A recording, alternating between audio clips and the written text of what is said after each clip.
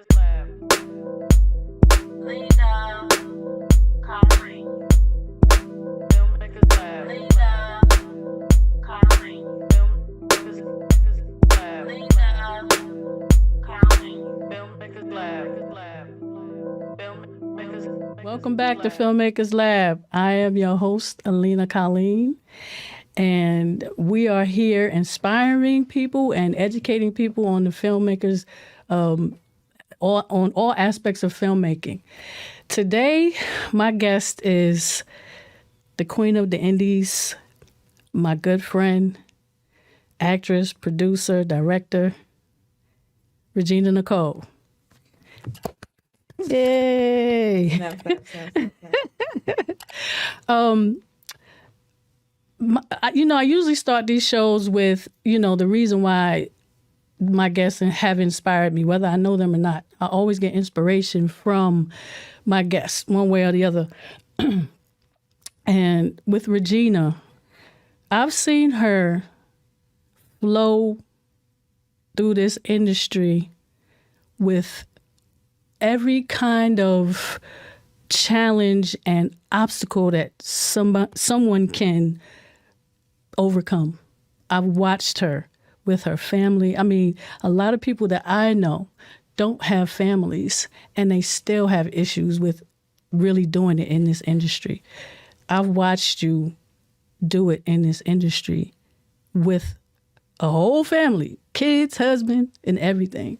And I've been inspired by that because my daughter's grown and I needed help. And I'm not saying you didn't need help, but you helped me. That's how I know you. We started out on Family on Edge. Family on Edge. Yeah. But how did you get started? Because I kind of know your story, but I kind of don't know it. And it's only because I've done my research, but we've never had a conversation about it. Yeah. But how did you get started? I know it was spoken word. Yeah, I'm gonna say kind of being hard-headed, if you will. So I got introduced to art, if you will, in high school. My second mom, as I call her, my dad's second wife, she asked me to enter a poetry contest to write something. And at one of those times, it was just that I wrote it, I won the contest, and it was like, oh, okay, I might, maybe this is why I think different. I might need to do artsy stuff. And it ended up being spoken word. Went to Texas and joined a theater program at the college that I was attending. I was going to Texas Women's University. Right. And I felt like, having grown up between Texas and California, the people that I always knew, if they wanted to act, then that's what they did. They just acted. Like, if you were going to do theater and try to be esteemed and astute in a certain way, then you would go to New York and you would do that. And so I thought, let me try it. That's just kind of how it went. I was in college and felt like the theater that we were doing was like most, I think, aspiring Black actresses. It's a lot of period pieces where the characters are white. And so you got to learn these dialects and you got to learn these meanings. And not to say that that's a bad thing at all. But once you enrich yourself with many different types of playwrights, it's you just learn that colleges could have did a lot more different types of plays and the same, and Antoine Chekhov plays and Shakespeare and blah blah blah. Othello. Anyways, right. But like I said, I like to say I'm half city, half country. So I did grow up around like famous people in and around my family. My grandfather was really good friends with Sammy Davis Jr. And my brother's father's cousin is Patrice Rushen. Oh. And then his sister married the father of, so my brother's aunt, her son or her stepson is Rashawn Patterson, the singer. Rashawn. Oh, yeah. Rashawn. Oh, yeah. Oh, okay. The singer. And then like on my mom's side and my grandpa's side. So anyways, that that was like, I had been around it, and if I was going to do it, it's in your roots, it's in your blood. It was something to do. But, Right. I mean, the journey is. I didn't know that. Yeah. I didn't. The first famous person I met was Antonio Fargas. Oh, wow. Yeah. A lot of people are not going to know who that is. Okay, so Antonio No, but it's Fargas, okay, though. I know, right? That's crazy. I'm telling my age. So Right. Antonio Fargas, Huggy Bear, who was like Huggy Bear, our yes. parents' 70s exploitation movie icon type guy. You know what I'm saying? Like actor. What was that like? Real big. I mean, it was dope because I kind of finagled my way onto the set by having a homeboy who I used to be a mobile hair braider in Texas. Okay. And I used to go to this spot called Reciprocity that Erykah Badu would come to, but it was like one of her really good friends. She had a poetry spot called Reciprocity, and that's how I learned the business of it because I did my first poem. Right. And they selected me to be on the album, this album called No Mo that they did, which I always tell everybody, I am on an album with Erykah Badu. Nice. When she first came out. You know what I'm saying? But that started like my poetry thing, which is my performing poetry thing. And so on and so forth. Went to LA and did theater. It's like dropped out of college because I was like, if I'm going to just act, then I need to go act and put out there. But I met Antonio Fargas on the set of this movie called The Riff in Texas. Was that the first set you were on? That was the very first set I was on. And the girl who was the featured, listen to me when I tell you about this business. She was the featured extra, right? I never fucking forget her name. I think her name was Joy.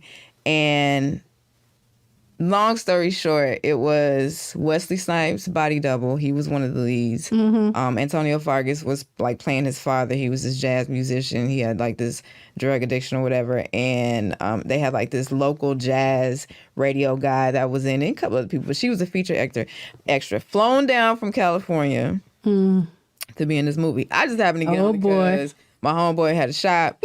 I see where this is going.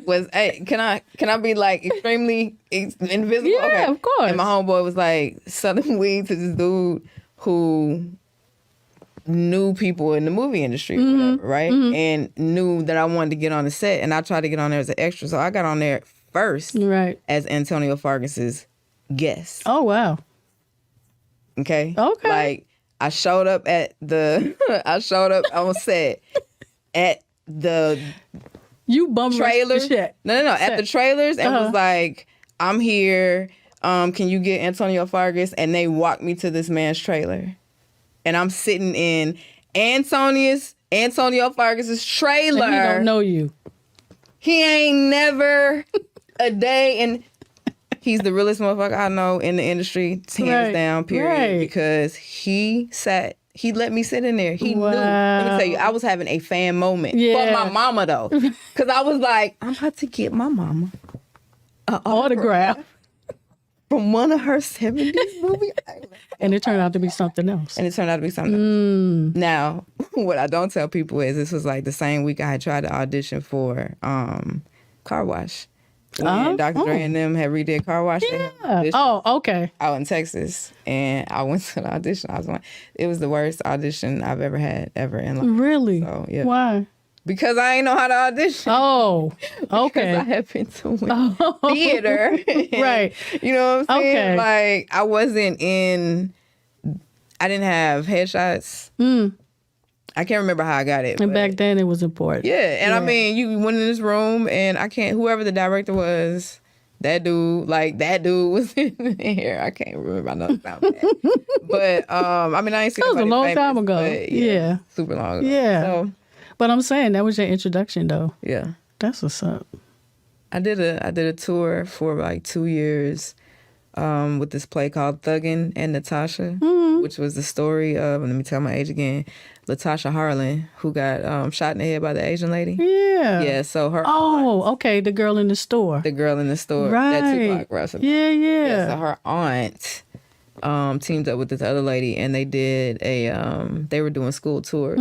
So that's how I was a working actor in California. Got you. I did that play for 2 years, and then I had a short film that came out, and The one with not Lockdown. Yeah, the Lockdown Club. I love that.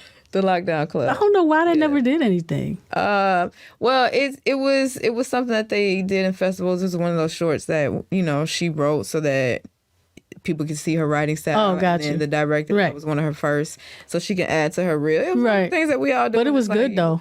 You do your first thing. Yeah, I liked it. Small alarm going off. Yeah, so from that, met this dude named Eugene Doughboy Williams. Mm-hmm. Okay. He got me into the production side of what I do. Gotcha. Like, I was still trying to do the acting and would go to his spot, which was like this coffee house out there called Doughboys. Mm-hmm. I would go to his spot for acting classes, so on and so forth. And So you did study. I did. Yeah. Okay. I studied under him Okay. in LA because he Yeah. was the only one. Well, that's studying. In his passing for 1 month, I had Eric LaSalle. Okay. And then it was another guy named Al Woodley. He's really good. He came. You said for a month you had Eric LaSalle? about a month or 2 I months. think that's enough. It was. Let me tell you something. It was an experience.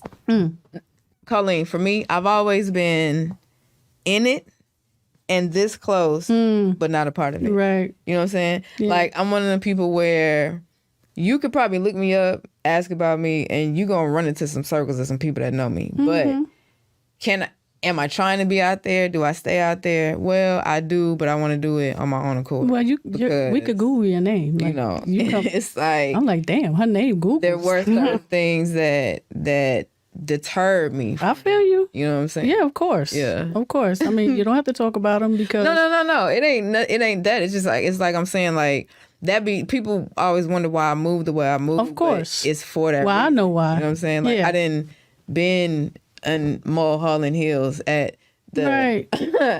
You know what I'm saying? Yeah. Mansions Of course. such and such and such and such, and it ain't really what you think it is. I know. I've been there. I know. A lot of these people hurting, Yeah. so They pretended. don't get it twisted. Right. You know what I'm saying? It's not that easy. That money and that fame ain't It comes with a price.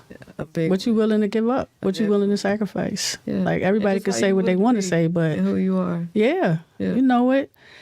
So you did study. Tell me something. I've seen you in many roles, up close and personal. How do you prepare for a role? So again, Doughboy, he had this 60-page question and answer character study list that he would give us. That's what I've used forever. That's what you use. Many people have books that they've read, or but me personally, how he described it and explained it was that a lot of times when you go to the higher level auditions, if you're even if it's coming from talent and they don't want you to know, say it's for HBO yet or something, you know what I'm saying, to like second or third round, it's very blank. Sometimes you got to build your person around it. So these 60 questions would be very in depth because it helped you think about how you wanted to be.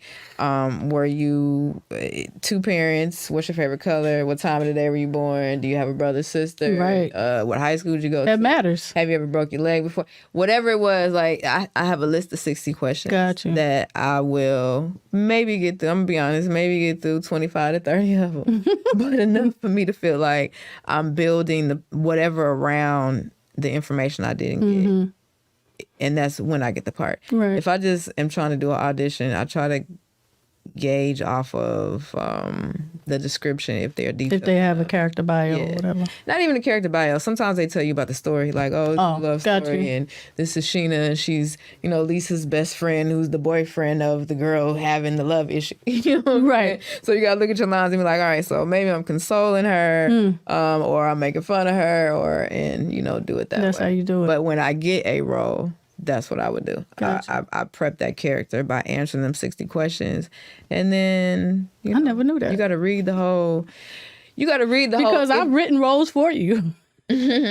So, I mean, passed it out to a lot of people. Okay. Because this is the stigma. The stigma is coming from LA. Everybody's like, oh, you gotta, you must, you know what you. And I'm not gonna lie. Listen, it's different. from Texas to what the old girl fed me, and then being in LA and being able to work and survive. Like, there's acting that you're doing to try to get to a certain level, be consistent, blah, blah, blah. And then there's motherfuckers who's just, they work and they act. You know what I'm saying? Yeah. Like All the time. the people who go to these middle schools or do these forums and do this shit, they getting paid. Yeah. And they do that year round in many different places. When I did that 2-year tour at them schools and was getting paid for that shit and was like, I ain't got to stand in line. I ain't got to sit in the back or somewhere for 8 hours be extra just to get 25, 50, 60, 75, And what you is might- it, $84 for 8 And hours? you might eat. I ain't got to do that. Right. You might eat. You might eat.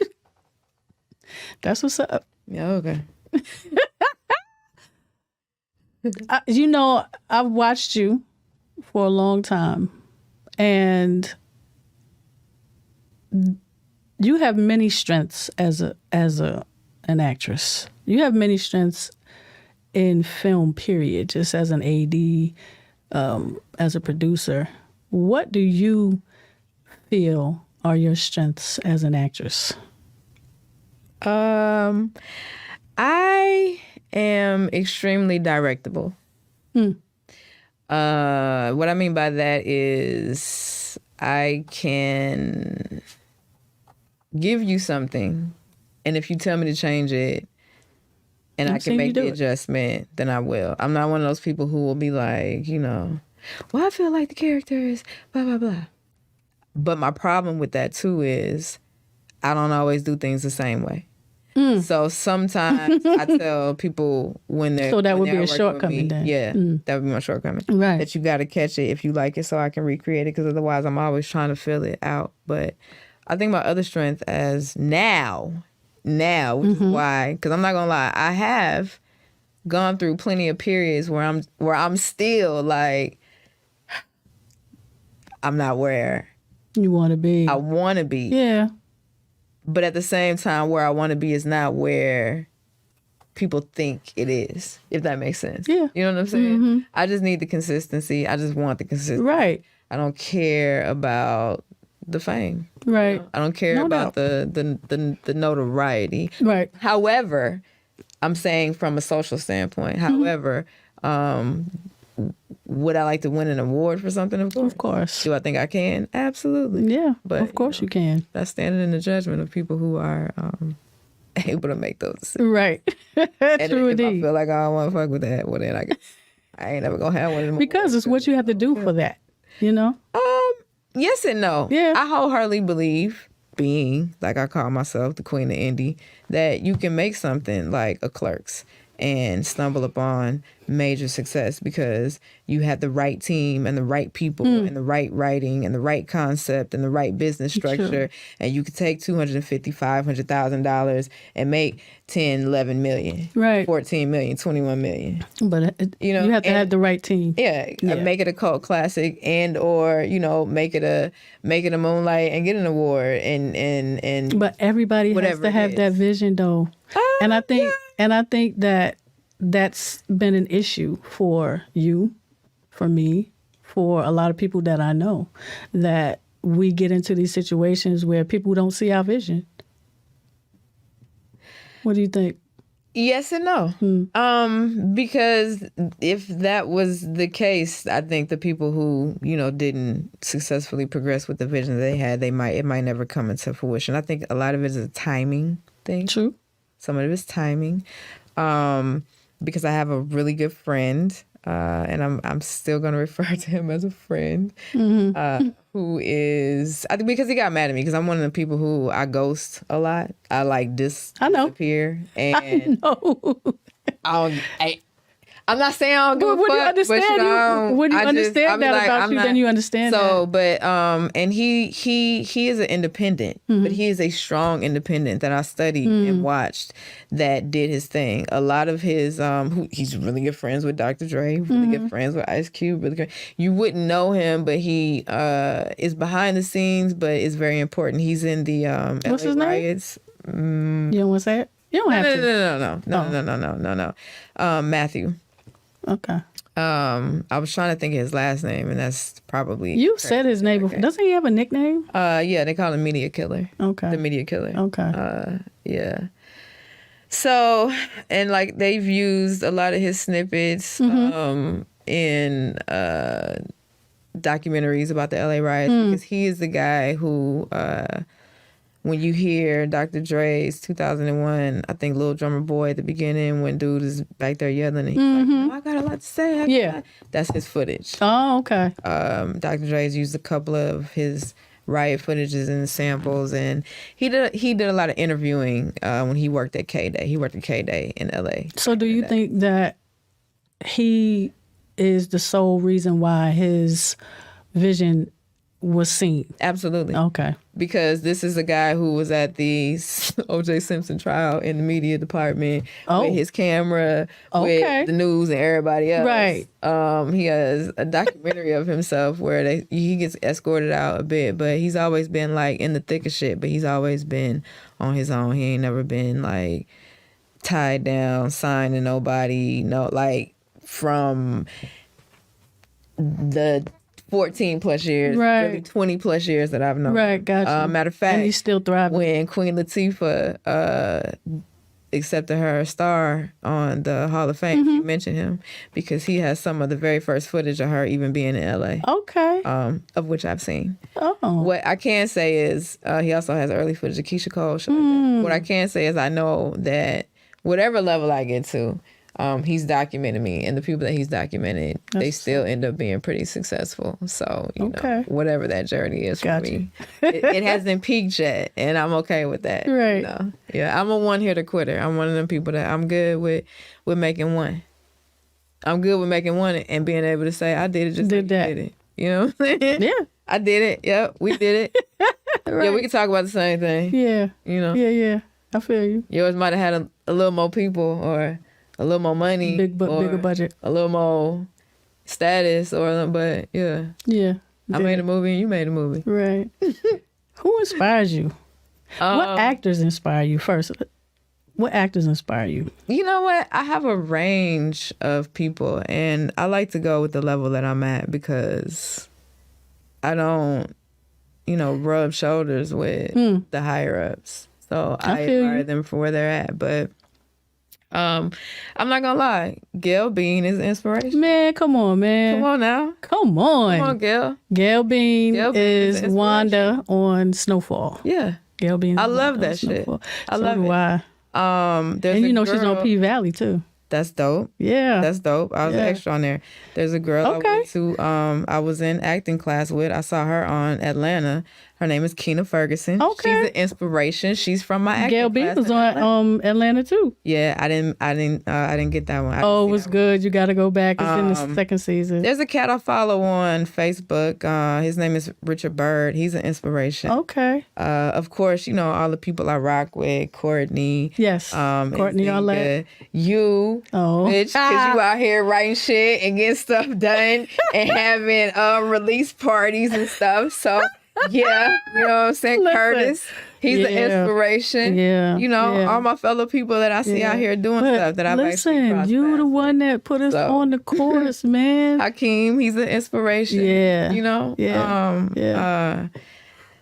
It's a lot. It's a lot of people. Yeah. And what about outside of the industry? What do you mean? Like the kids? Yeah. I mean, I'm not gonna say they don't have a choice, but I'm not gonna use them as the inspiration that I say. You know what I'm saying? Yeah. Because even if I didn't have kids, I would still want to succeed. I would still want to see other people succeed. They just add a little flavor to it, and there are a lot of moves that I make and didn't make because of the kids. Of course. Yeah.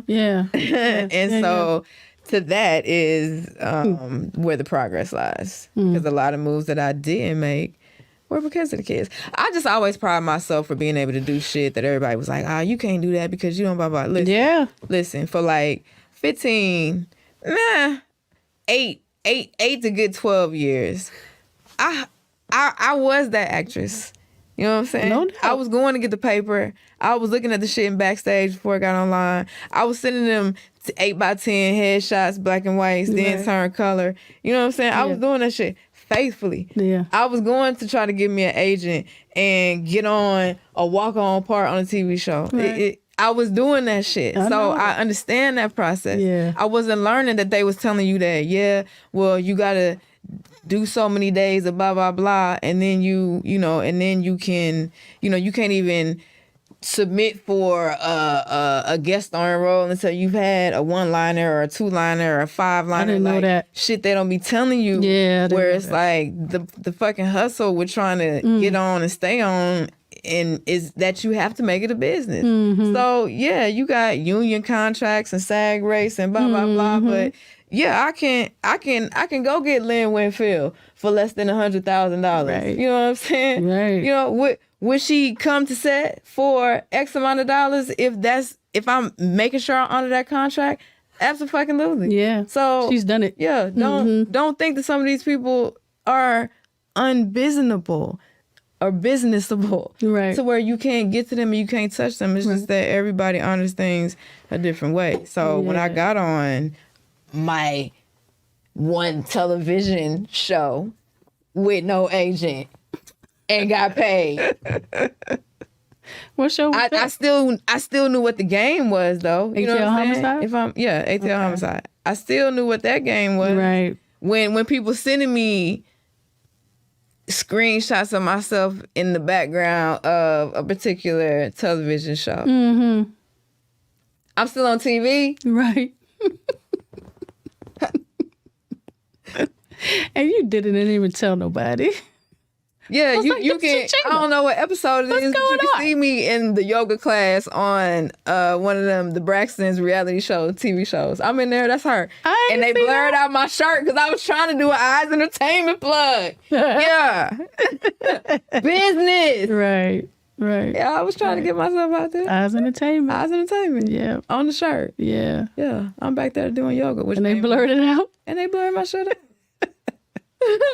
Y'all knew what it was when I walked in there, bro. I'm doing this shit for free. Right. You know what I'm saying? Matter of fact, I was supposed to be at work, but then they said they can cover. So when my homegirl said, "Can you come down, Regina? Because I know you trying to act."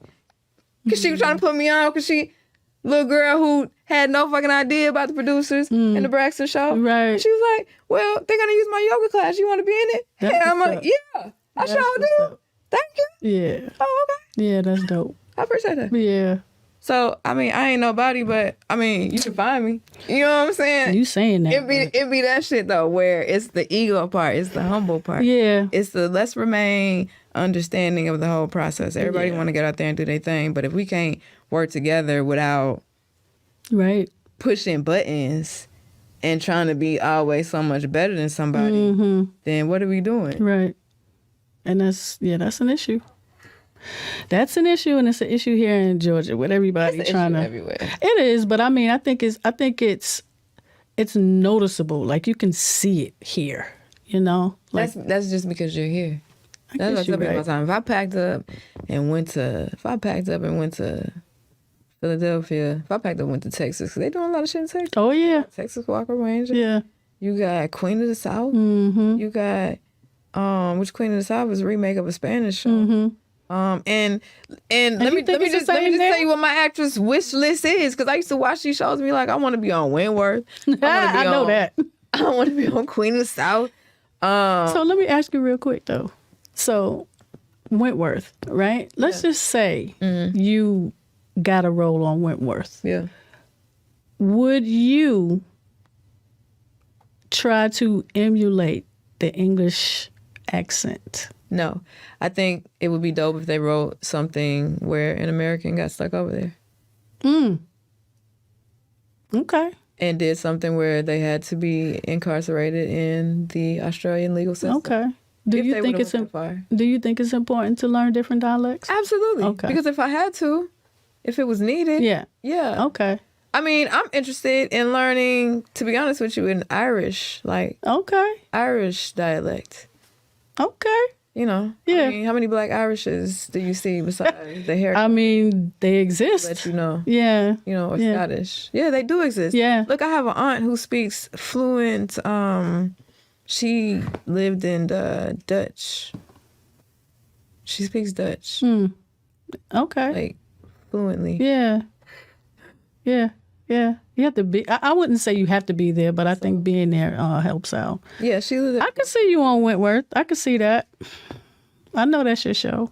That was my show. I don't Yeah. think they're doing it no more. That's why I like Queen of the South. You know, it's a lot of people who be ragging some of these shows, but if you know the history of the show and then some of the people, it's like, but guess what? They doing something. Right. And if you know the history and if you know what goes into it, like And I'm gonna contradict the hell out of myself because I'm gonna say that, then I'm gonna talk shit about a couple of shows where I'm like, we could have had another storyline for this though. You know what I'm saying?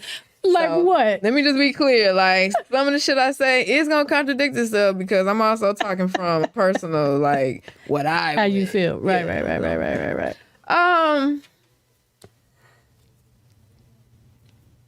I don't know. When I can find a more positive way to say it, I will. I got you. I don't want to. Right. I just say I think we deserve a couple of cloud atlases with a more genuine urban appeal. You know. Oh yeah. I think a lot of these foreign shows that I started watching were pretty good. Yeah, some of them are pretty good. Pretty accurate in their depiction. Some of them, some of them are. Yep. You know, and they're not so. I don't want to say stereotypical, but No, that's the word. They it may be. Yeah, no. Maybe. At No, least that's the across word. the board, you know. Yep, I agree. 100%. I do like their comedy. Like I still say my favorite show was Chewing Gum. That shit was hilarious. I love that show. Hilarious. And what happened? Like, what they Well, I did, mean, what, she's doing other things. two seasons? Yeah, I they did know 2 that. seasons, and then she got on Black Mirror for a little while. She Like, did, she's but she did a movie too. She did a movie, and now Oh, she I had can't that other think of the show. name of May I kill you or may I help you Oh, I or don't something know. like that? May I something? Yeah, But she's I a know. genius. I love her. That's so bad. That's like I'm sitting here doing shit that's like not staying at the end of the credits because I didn't understand how important that was to watch the credits of a film. Right. But me not knowing the names of what I'm talking about is really like frustrating myself because I'm like, why you trying your shit together? I just can't remember. That's You my don't thing. want I nobody watch to them, but I remember just your shit. can't Talking about, remember. you know Regina shit, the little family movie, Ed shit. I don't know. I'm just saying, y'all, I ain't perfect. That's funny. But I hear you though.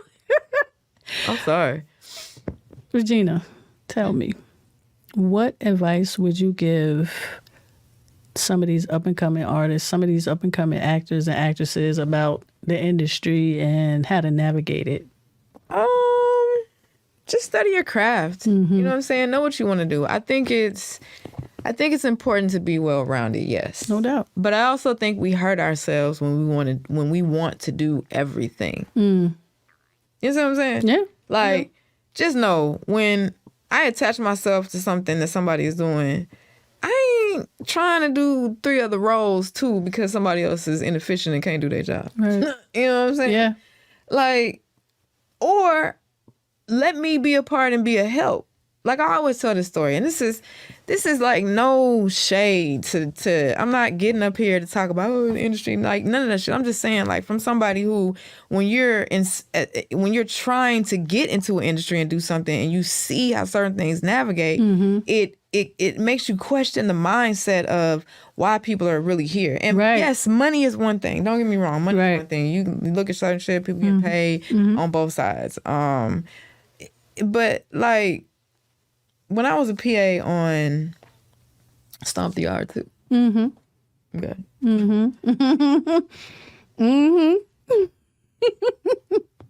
It had to be an extra as well because the time of day and the scene they was doing, some people had left, blah, blah, blah, right? It was one scene where I think they was doing the Stomp show or whatever, and it's Ricky Smiley and there's a couple of people. She kept, like, folks are getting hungry, some things going on, blah, blah, blah, whatever. So I'm telling her, I'm the locations PA, right? I'm locations PA. Because what I'm hearing is, if I want to get into the DGA as an AD, then I got to do 700 and some odd days as a PA on set. This would have been 5. Really? Which really ends up being like 2 years or blah, blah, blah. As a maybe PA? 2.5 years. Yeah, as a regular Oh, I PA, didn't as a know regular ass PA, and did possibly not you can get know to be that. a key PA. It don't matter. Right. Before you can even begin to apply, you have to do. And the days might change. If y'all out there know, like, don't start cutting my head off. I don't know. I ain't tried in years. Right. But at that time, I think it was like 700 and some odd hours you got to do on set as a PA, and you could apply. And then after that, what it is you end up becoming like a key PA or some other PA. And then after so many more hours, you sign the shit or, you know, pay the fee, get your 3 recommendations, and then you become like a department head, you know, on the AD team. Oh, as an AD, okay. In the DGEA, you know, you're Okay. being the directors union. Right. Didn't know that. Right, because it's the business side of it. You know what I'm saying? It's like the structure on a normal set, let's say $1 million set, where somebody, or $1 million plus, where somebody has a director's team and the director's team has an AD, and you got the AD, and then you got the first AD, the second, Right. the second, and then you have key PAs. You know, you got the literally you got Right. a locations PA, you got a walkie PA, you got a crafty PA, Right. background PA, you got you got stuff where it's like, come on, y'all. If y'all really understood the business side of some of this shit, you just might not function the way you function in this industry. Right. Or you might, and that just shows maybe your greed. Because I got people who I went to a PA boot camp with and put them on to certain situations. And them motherfuckers ain't even called me to PA. You out here making almost $2,000 a week. I'm asking you for $150 a day out of your week, and you don't even. And I know your production. Yeah. So you think actors should know the business side of it too? Absolutely. Because that's how you can still stay in there. Right. Because you got people who cross over. You got people who be in the production set and let an actor who own they shit because you getting booked everywhere and not show up, or you 2 hours late, and they scrambling for the next person. And hey, well, yo, crafty guy look like he blah blah blah. Hey, let me see if you can. And now you didn't got you a spot. Or you didn't get your shit to a background person because you ain't there on time. That's what happened to Paula Patton. Yeah. Yep. That shit is real life. It happens. is real life for sure. Yeah. And I've seen the opposite side of it. Like, I've seen people like, this is somebody like, I don't know who they are, but they got a whole bunch of credits on they, you know, blah, blah, blah. And they didn't got into it with the director, and the director was like, oh, bitch, fuck you. Okay, blah, blah, blah. Yeah, no, we ain't using your talent. Boo, boo. Thank you. Hey, you can go somewhere. Ooh, dismissed, offset, and they got a whole new actor the next day. Right. They didn't switch scenes. See if you can call the girl who's supposed to be the cashier and see if she can come in at 12 instead of 2 o'clock. It's crazy. Advice I give you is study your craft and be well-rounded. No doubt. No more than just you. Acting. Yeah. Yeah, I mean, no acting, but also, you know, use your But know the experience with business acting. of But it. know the business. Yeah. Because it's how you getting paid. Yeah. You know what bumps are. Know what rates are. And I'm not going to lie, depending on what it is, are some of these people hustling and getting over on us? Hell yeah. Yeah. Let me tell you something. My one little TV credit that all y'all was that shit only got me $135, sis. Oh, wow. Y'all might be on TV. It might be 2, 3, 4, 5 million people looking at it, but is that money to you? Is that what you? Yeah. So we got to be out here honing ourselves now a little bit until we get to a certain level where somebody actually gonna get, or you got to be in which. You know, you got the SAG shit, SAG eligible, union, you was in, this state that, blah, blah, blah. It just all depends. Yeah. I mean, it's even hard. It was hard to get in the union. I don't know if it is now. What is a bump? So let's say I apply to be a background, or I get a, you know, they play a role and they ask me if I have a black Impala, they're gonna give me a car bump. Oh, gotcha. So a car bump could be, you know, an extra $75. I didn't even know what that was. Extra $150 or extra. Gotcha. You know, okay. Wardrobe. But you're right though. That is, people should know that. Actors should know that, and a lot of them don't. You're right.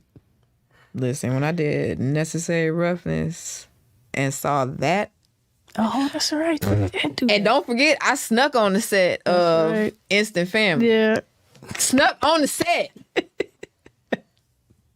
They had me use all my LA for that one. I was like, oh, I'm about to give me a And check. who is doing that? You kidding me? And took my pictures of Mark Wahlberg just so y'all know, like, I'm on Yes, here. you did. I sure did. I saw the trucks when I passed, I remember and I looked that. at Hakeem and I said, I'm about to get on this set. He said, how you gonna find out? I don't know. But you searched the internet. did. I was like, Yeah. okay, this casting company, blah, blah, blah. Drove onto the production parking lot and parked.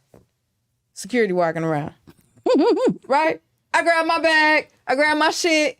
I see all the extras out there. I walk over there and I'm like, okay, oh yeah, I think where's I supposed to go again? And they was like, oh, go talk to such and such. And gave me a name. So I go look for whoever the fuck I'm looking for. You Jacob, parlayed where that the hell one. this was, right? I remember you sent the pictures to my phone. Getting caught. I'm talking, right? The girls were sitting there, the wardrobe girls were sitting there, and I was like, yeah, I was running a little late. They just told me to show up, and I was like, and I came, and dude looked at me, and he was like, that's interesting. He was like, so you didn't go through set? I was like, no, I was rushing. And I was like, it was such and such casting, right? I was like, it was something like that. I'm gonna say who it was. I was like, it was Tammy Smith casting, right? He was like, yeah, Tammy Smith casting. Yeah, I'm calling hoes in your shit. So I'm like, well, I got the information late. Oh my God. So I just came and I was like, I didn't know where to go. And he was like, And he looked at them and then he looked at what I had on. He was like, well, I guess what you have on is good. And he was like, that's interesting that you came all the way to set, got all the way on set with your bag and everything. And he was like, and nobody said anything. And I was like, well, maybe that's my fault. But you was there. But I was there. Yeah. I put my shit down. I ate lunch. I filled out my voucher. I can tell you what scene I walked in. I got cut. When but you hungry regardless, and you want Did it, I get you paid? do it. You got paid. I ain't suggesting. I remember that. No, I mean, I know you're not suggesting it, but I mean, when you're hungry, you're going to do what you're going to do. Yeah. And it's just that simple. That's going to be things that Yeah. I remember. Let's switch gears real quick. I don't know this, so I'm asking. Have you ever directed? I think not personally. No. Okay. I think I would say co-directing by the input I would give as an AD. Okay, as an AD. Yeah. Okay, so let me ask you this question. We're going to go to AD. What do you think? Well, let me ask you this first. What are the duties of an AD? Because I think people get it twisted. I don't think people really understand what it is they do. And I've seen on many sets, not just ones that we worked on, but other sets where the AD is misunderstood and they're having issues with the director. I've seen it more than once. And I think it's because they don't understand what, and I'm talking independent, I don't think it is, I think it's because they don't understand what the AD's job is. That's like a loaded question and a conversation. I think depending on what level you're on, you have to be able to have. Me personally, just from the class I took, the AD is basically a part of the director's team. Mm-hmm.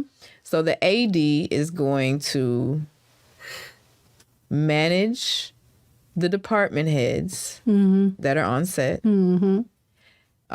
They're going to have production meetings. They're going to get call sheets together. And pending the amount of people they have with them, then their team is going to be the core unit of set management, right, if you will. Mm-hmm. Okay, so they're like the set managers. They work with the director in regards to timing and shots. So they have the director's shot list, and they employ the setups. Right. They construct the background movement if need be. Mm-hmm. And they will delegate if they have the team, like I said, to get schedules done, call sheets done, and things like that. And it's their job to make sure that we stay on schedule.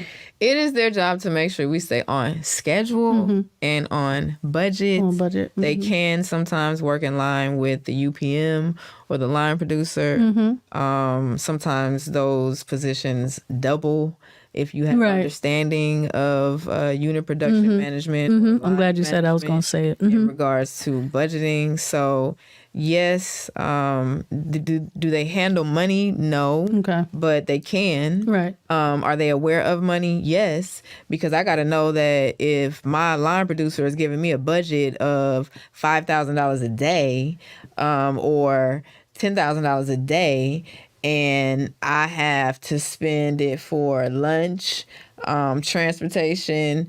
I also know maybe my character is being paid out of that, if that's what that is. And then my location, if it ain't free, if we doing $250 an hour or $300 a day and we got to be here 4 days, then I got to know all that. Right. And we're talking independent, just so people know. Yeah, we're talking independent for sure. Yeah. Yeah. Okay. But it's like times 12 when you're not in. Of course. What do you think are some good qualities what do you think are some qualities of a good AD? Being able to communicate. And being ahead of schedule and knowing good timing, because some of this stuff, I think the battles between directors and ADs or just anybody with an AD on set, because that was like the first thing I always heard. Was like, oh, the AD is always an asshole, or it's the AD set, it's the AD this, and AD that. I'ma just say this. There's a guy named Joe Castro who gave me my first AD position. And it was almost like that's what I was there for. I'm there because they need structure. They're busy working with the elements of creativity. Right. So I am there to make sure that all the creatives at some point stay grounded. No doubt. You see what I'm saying? So this stigma about an AD, because I've seen very mannerable, cordial ADs. Yeah. Hey, excuse me. I'm sorry. Listen, I know you parked your car over there. I need you to... Right? Right. And then I've seen... embarrassing, power hungry. Yeah. This is my title. This is what I'm gonna do. I said, everybody better shut up right now. Or you gonna get kicked off set. Right. Yep. And somebody like me, like, who you talking to? It's my stomach. I'm hungry. Right. Like y'all said at 8:00 we was gonna get a break, and it's 11:15. So right. And that's probably your fault that we're off schedule. So, yeah, why you mad? So somebody who, can be organized and definitely is aware of the project in totality. Yes. Not just your position. Right. And be able to, adapt to change, because you are a part of the production process. You got to be there with the location scouts. Is it the AD? Should the AD know the script? Yes. Okay. Because I know some that don't. Because the AD breaks down the script. They should. Okay. Right. In most instances, if I'm a director that's what I'm talking about, the people that want to do everything. Right. If you really understand the team process of it, you ain't gonna want to sit there and break down no script like no AD is supposed to break down the script. Exactly right. Yeah, so the AD should know the script, because the AD has to do the schedule. Right.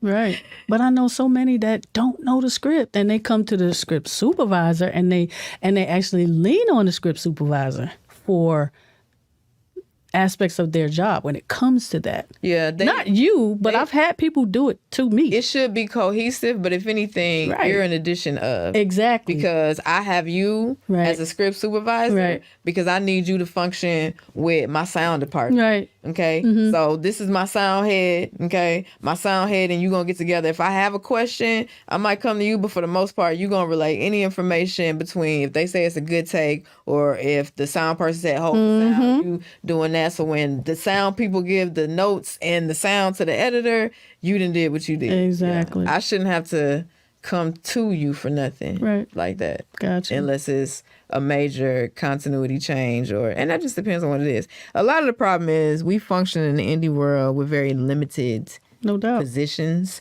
and this very blurred, diffused concept of what we think we know is. Mm-hmm. And nothing is irritating me more now than the people who are on this 8-day, 9-day, we're going to shoot for 7 days and shoot 12 pages a day. You now fucking retired yet? And I'm not fucking with your And how many scenes you got on them pages? 1? Yeah, I won't be there. No doubt. But that's just people that don't know. They don't know that there's no shooting 12 pages in one. You can't. It's impossible. Am I right? Colleen, you got people out here. I don't. Listen to me. Listen to me. I wish somebody would say that to me. I'll be like, oh no, I'll see you later. You ain't heard it yet. Hell no. No, I have not. Maybe they said it, but they ain't said it to me. I don't care if they said five as pages a script today. supervisor, no. Yeah. I have not. Even if they said 5 pages. Right. I'm still looking at you sideways. I'm telling you. Because I'm like, oh, Yeah. you one of them. You just throwing shit together. Yeah. And half the time they don't even have a shot list. So how are you doing this without even some kind of structure? Hey, Yeah. are we about to go there? Right. Because if we about to go there, I don't know. You want to go? ain't no shot list. Yeah. Yep. I wish we could have shared screen so I could show these crazy call sheets I've been seeing. And I understand that some people got to do the best they can with Yeah. what they have. I'm not Yeah, saying but that. you got to be realistic. But at least know the template and know the format. Yes, I agree. You know what I'm saying? I do. Know all that stuff. Yeah, for sure. Man. Okay, we're gonna stop talking about that.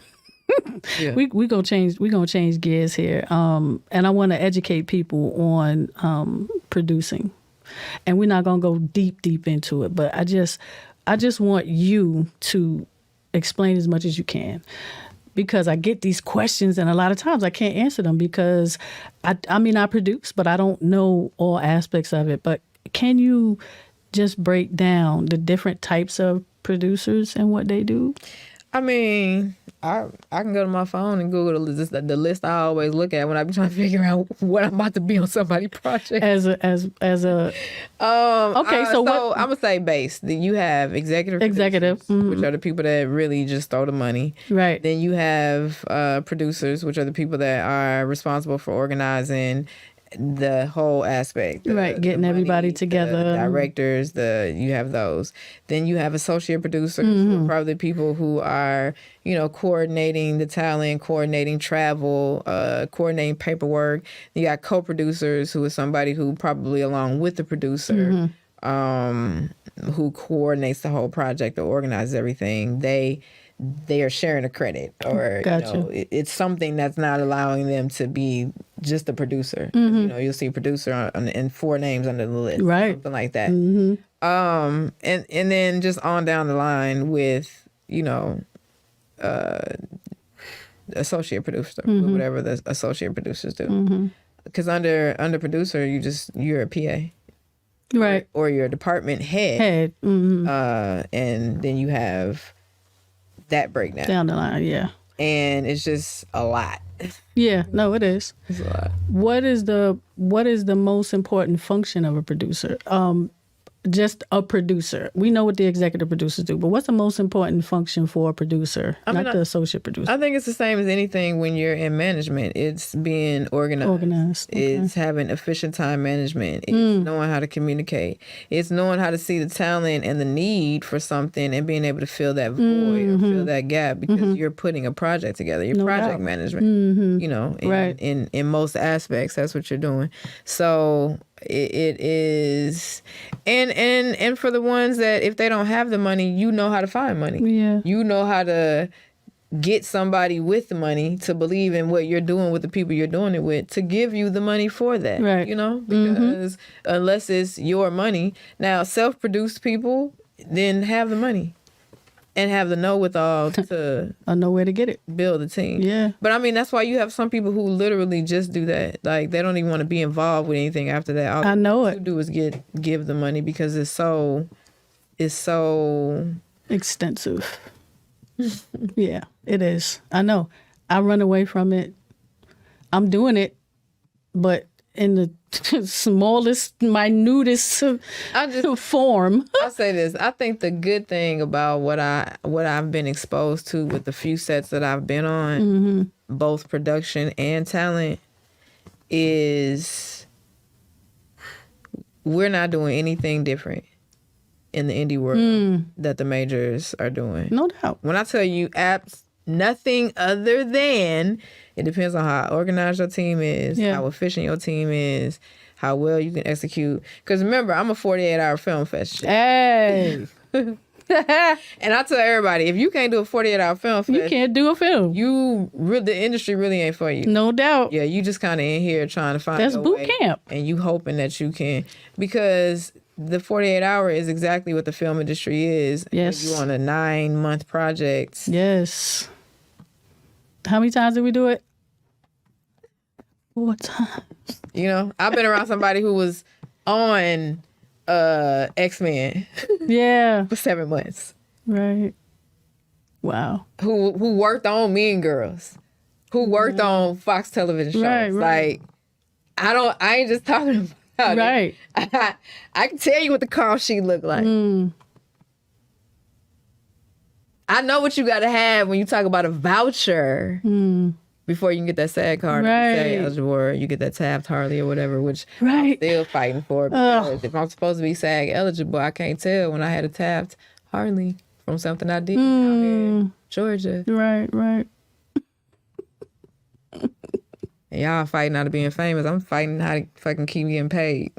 Right. As Just an to get that sack. Yeah, it's I hard. got to keep doing free shit because I will. Right. Because I know I can. Because I Right. feel like, egotistically, that's just going to be like, well, you got somebody good in here at least.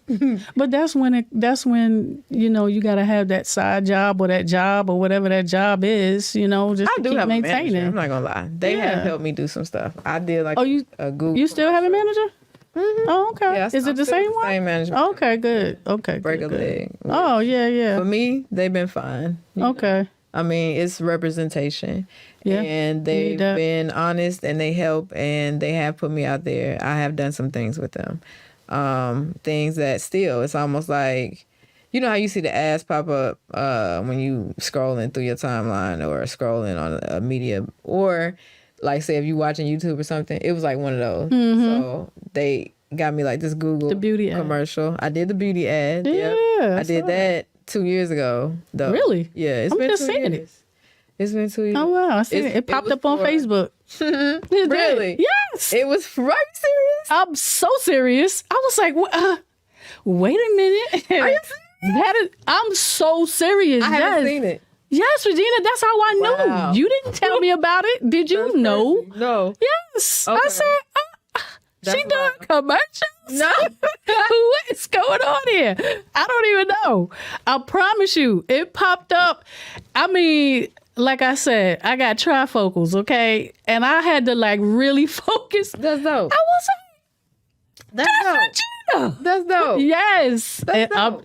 you was But like, let me tell yeah, you I don't know if something. it's, you was like, I don't know if it's showing. And I'm like, and I text you and I was like, it's showing, Regina. I saw it on Facebook. Yeah. Yeah. Yeah. Yeah. It was dope. Uh-huh. It took a minute. It took a minute for them to come out with it, But it came out. it did come out. Yeah. Yeah. So Yeah. you ain't doing nothing. I ain't doing a lot. Whatever. You doing enough. That's the thing. Pretty for a big girl. We still doing that. Oh, you back on that? Back on that. Okay.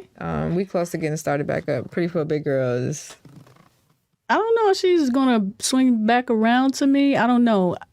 It would be nice, but I got so much going on right now. absolutely. Yeah. Yeah. I would love to be on that. I would love to.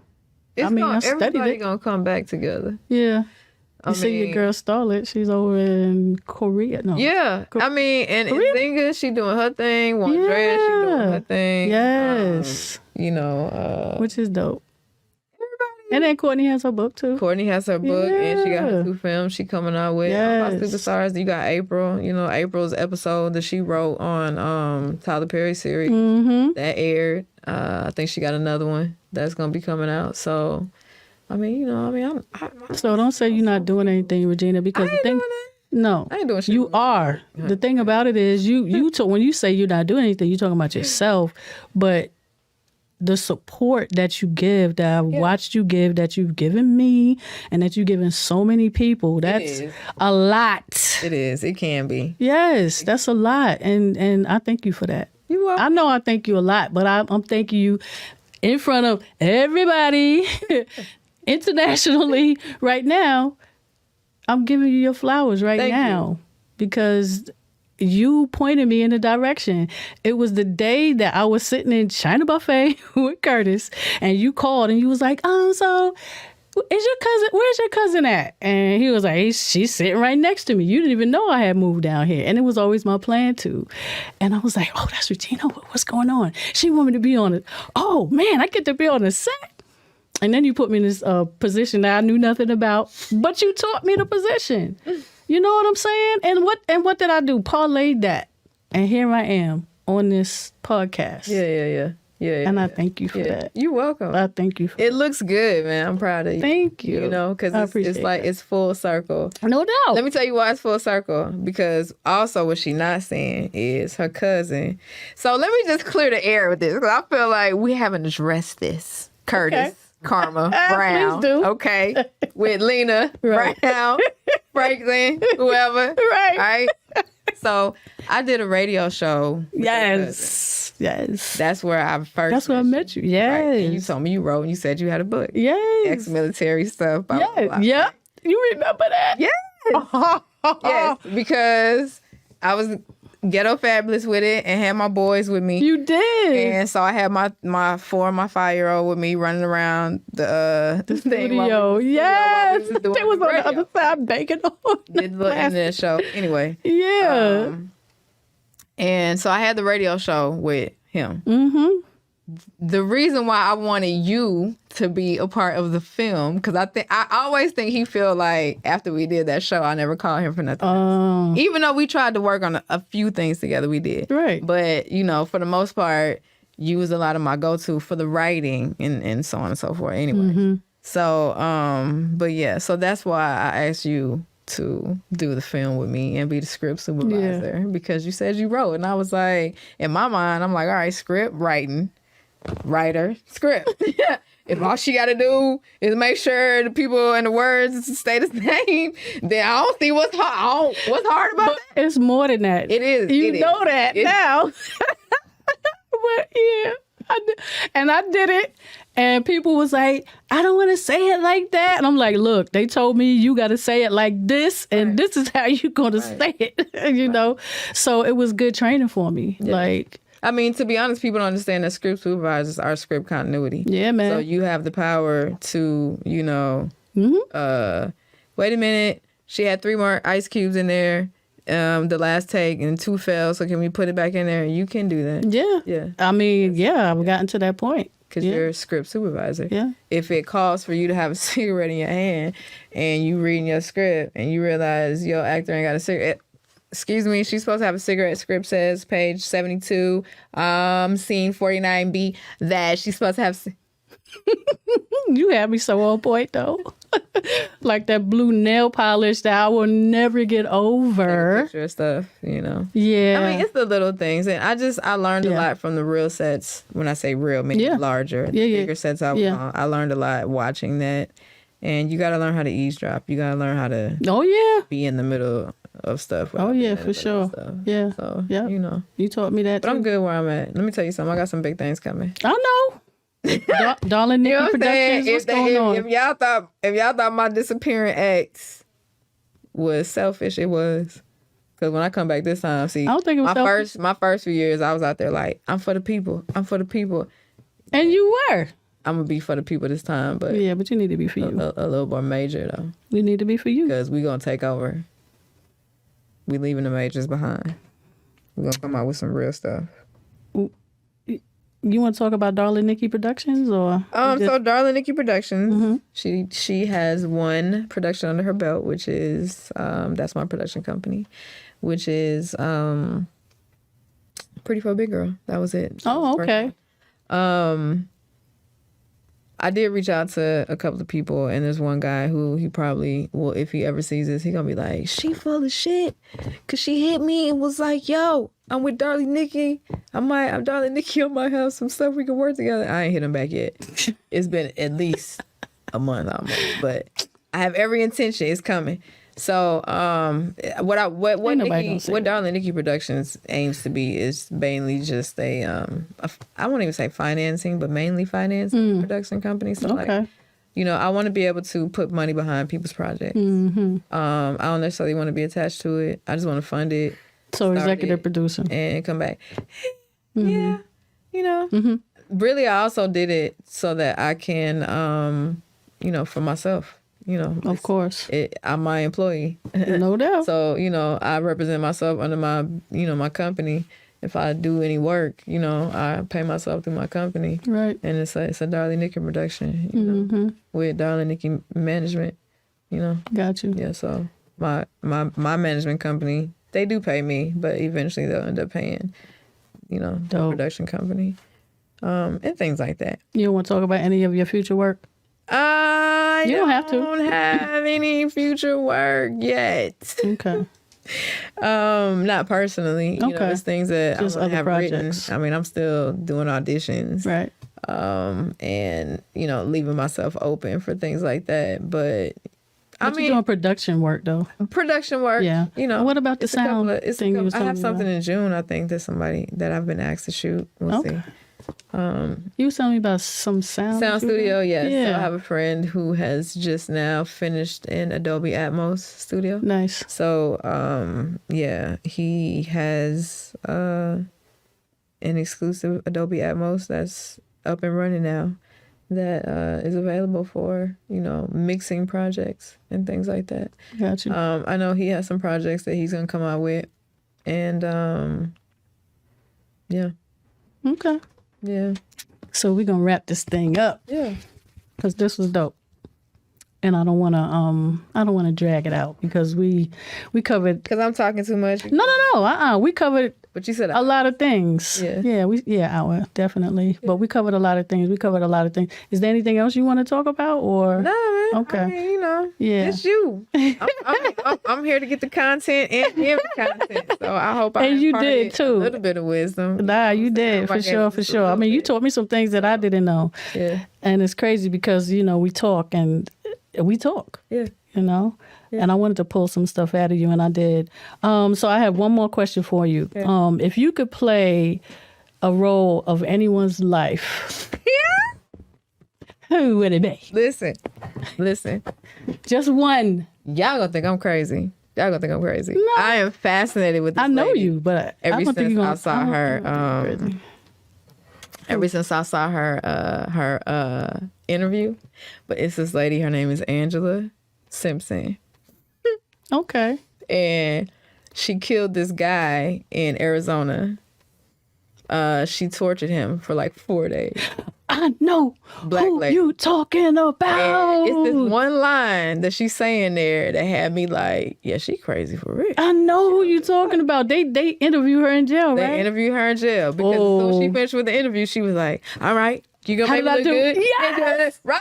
No, her interview is sick. It was. But I'm talking about her demeanor and how she did it. Like, yeah, like she got an interview. I know who you're talking about. She got an interview like, I don't give a fuck. I'm gonna kill anybody I want to in the world as long as they ain't black. I want to play her. I don't think you're crazy at all. I want to play her. That's insane. Angela Simpson, that's her name. Angela Simpson. Oh my God. I got to go back and look at that interview. I did see that. I know you're talking about. Yeah. So, but for the most I can see that. I don't really have a preference. I just know that I want to be, you know, I've never been able to play the cute girl. I've never been able to play. You didn't I get the play the cute girl in the lockdown? I'm saying like, yeah, in the indie world, I did enough. Okay. But like, when my agent sent me out shit, that ain't what. It ain't. You know why? They be like, why do you think that is though? Stand in the back, and then when the teacher come in, you just say, "Hey," you know what I'm saying? Like, but why do you think that is? It's just I'm not out there enough. I don't do Oh. it. Yeah, I don't. I got burnt out when I started taking classes. And when my teacher tried to get me in an advanced class, I'm just telling you shit that like deterred me from the industry to where it's like I'm gonna stay in there, but I'm gonna stay in there to fuck with everybody because I'm real. And a lot of these people be out here faking. No doubt. But in the acting class, lady was like, "Oh no, you're really good. You know, maybe you should be in a advanced or intermediate." And she told the teacher, and the dude was like, "Nah." He was like, "Nah." He Wow. was like, "We'll just let her get some refreshers and then we'll do it." That's when I knew it was a money thing. And I was like, yeah, I'm good. You ain't about to cycle me through your shit. You know what I'm saying? Because I got skills. I know I got skills. No, you do. I mean, I'm as arrogant enough to say I can hold my own in any platform with anybody on any level and be good. But it's a lot of shit I don't care about. And I guess I don't care about the status and the statue enough for certain things to happen. So I'll find a different avenue for me to still be a part of something great. Because do I know the person who got Grammy Awards because they played the keyboard on the Outkast song? Absolutely. No doubt. Could I call him right now and tell him, screenshot me your Grammys? Absolutely. Yeah. But do you think it matters to him that people and millions don't know who he is? Right. Guess what? He got that Grammy. money. And the Grammy, yeah. And he got a Grammy. No doubt.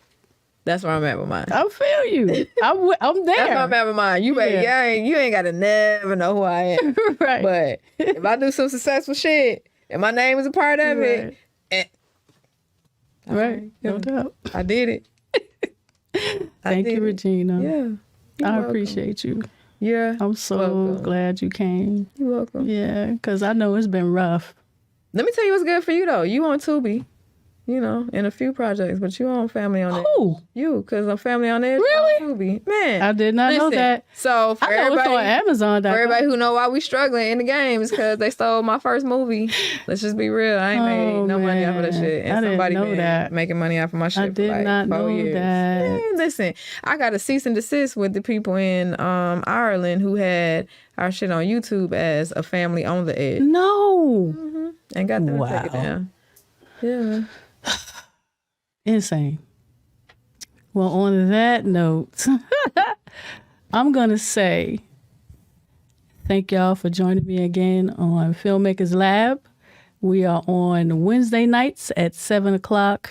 Thank you again, Regina. You're welcome. I appreciate you. I love you. I love you, You my dog. I love everybody. I do.